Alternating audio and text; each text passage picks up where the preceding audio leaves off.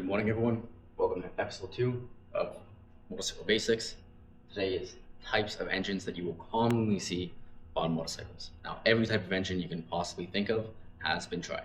There's a lot of weird and wacky ones, which I may go into at a later date, but the basic ones for you today, if you either have a bike looking at upgrading or you're looking at getting your first bike, it's important to know because despite what the salesman may tell you, the thing that you will feel the most on the bike is the engine, point blank.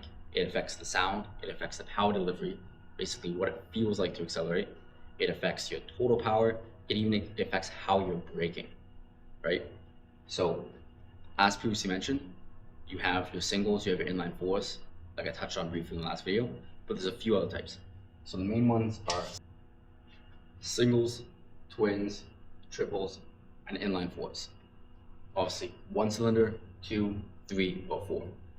5 and 6 have existed on motorcycles in the past. However, they've been found to be too large to fit within the compact size of a motorcycle. Singles, the pros are high torque, right? Like I said before, typically they are under square, long cylinders, slow moving, but you get that torque off the line. Inside a dirt bike, for example, fantastic. Inside a cheap little moped, just putting around town, even better. Super simple, meaning you can work on it yourself. These are very, very popular, probably one of the most sold motorcycle engines ever just because of its prevalence in scooters and dirt bikes. Most people can fix it themselves. You have 1 cylinder, that means you have 1 set of valves, which are the little gates that you have that allow fuel and air in and then close to allow your exhaust to escape. Some cons, low RPM, right? Because you're moving such a heavy weight around, like a shake weight, physics says it doesn't like that. You're gonna eventually vibrate the parts of your engine out of existence, and it becomes increasingly more difficult to get high power out of these engines the larger you go. The one exception to that is Ducati has a very large single cylinder dirt bike, but you're paying Ducati prices for Ducati engineering and you are getting Ducati reliability.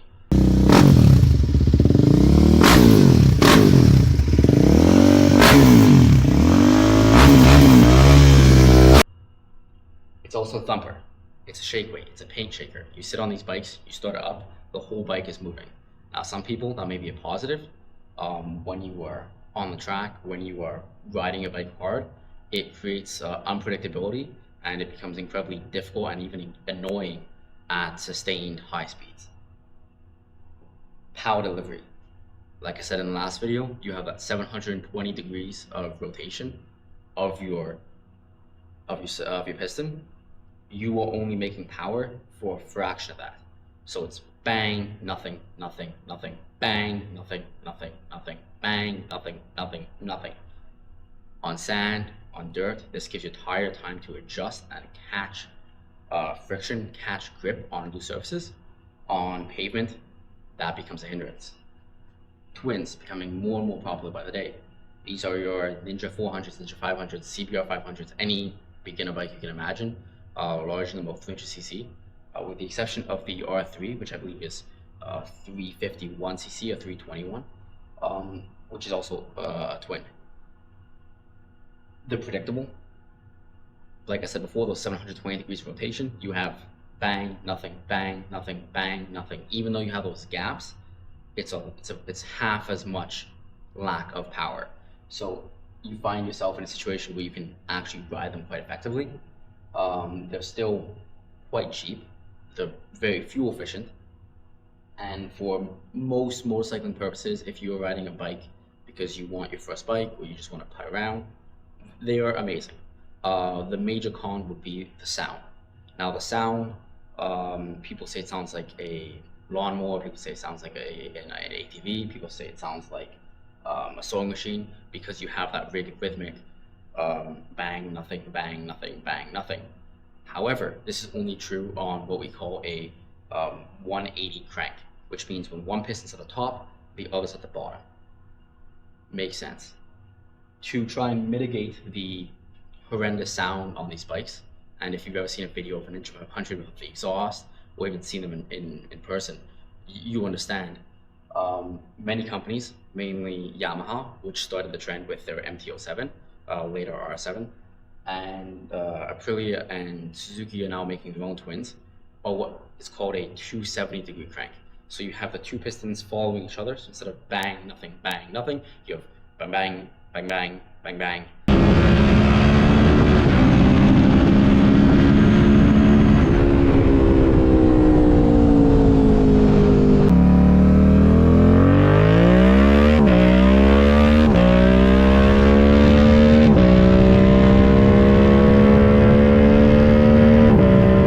So it gives it a bit more of an interesting tone to it.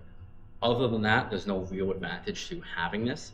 And actually, it's a minor issue because you are not moving these weights. They're not counteracting each other perfectly. So you must add additional balancing shafts, which is just extra weight on the crank to try and mitigate those secondary forces, right? Because when you think of if you have like a brick in your hand and you swing it back and forth, you're going to feel that on your forearm.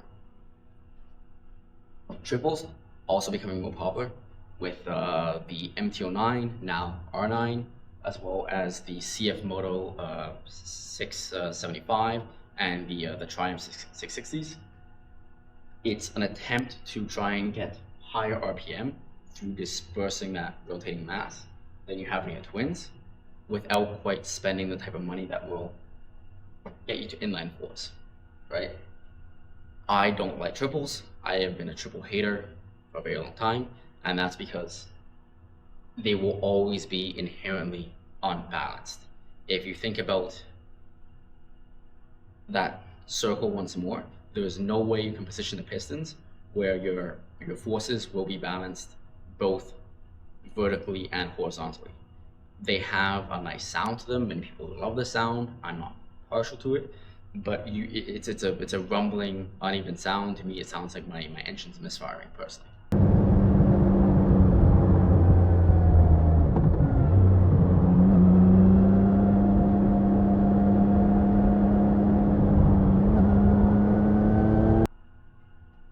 The Holy Grail, the inline four, doesn't have to be an inline four. There's also V4s, which I won't get into, but it's just instead of having the four cylinders laid out on one crankshaft, you have 2 and 2, kind of like a V, almost like a V6 in a car, but you lock 2 cylinders off the edge. Biggest advantage, high RPM. It allows you to rev up as high as possible. That's why these bikes are called screamers. If you've ever heard the meh of a motorcycle going on the highway, most likely it's inline four. Most super sports nowadays are inline fours for that reason. You can get incredibly high RPMs. The fun to get all that power, it's all on the top of the rev range. So when you're shifting, you've got to keep that RPM as high as possible to stay within what's called your power band, which is basically part of your tachometer, your RPM gauge, where you have the most power. Because remember, all power is it is an expression of torque multiplied by RPM. They're expensive. When you have 4 cylinders, you need 4 sets of injectors, you need 4 sets of valves, you need 4 sets of exhaust ports. Everything's multiplied by 4. Additionally, the engineering feat of wiring all of that and navigating all these pipes in and out of the cylinders will cost you. There's also one other issue that I didn't write down here, but it's emissions. Inline fours are becoming more and more difficult to come by due to Euro 5+ emission laws, which are basically rules set by the European Union that govern exactly how much carbon dioxide and nitrogen oxide is permitted in the waste from your motorcycle, right? Because you have your fuel that combusts, exhaust goes out. That's why you see exhaust. That's why you smell exhaust. Because when engines rev up super high, you have these secondary combustions that break down the exhaust particles even further, more than they do in any car, because cars don't rev that high due to the larger size of the engine. They fail these emission standards quite often. So that's why many inline fours, almost all new bikes that you buy nowadays, your ZX4RR, your inline, your S1000 RRs, your Fireblades, your Gixxers, your Ninja's 636, so the ZX6R or the ZX10R, irrespective, all these bikes come from the factory heavily restricted and detuned. You're making far less power than the bike is capable of making, just so it can legally pass emissions. Another type of emission is sound emissions. Now, this is more of an issue in North America and the US and Canada specifically because of the way we test for sound.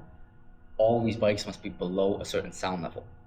Because inline fours rev high, you have more explosions because more revolutions per minute. You run into an issue where these become very, very loud machines, and people will make them louder by getting rid of their exhaust, straight piping it, or an aftermarket exhaust.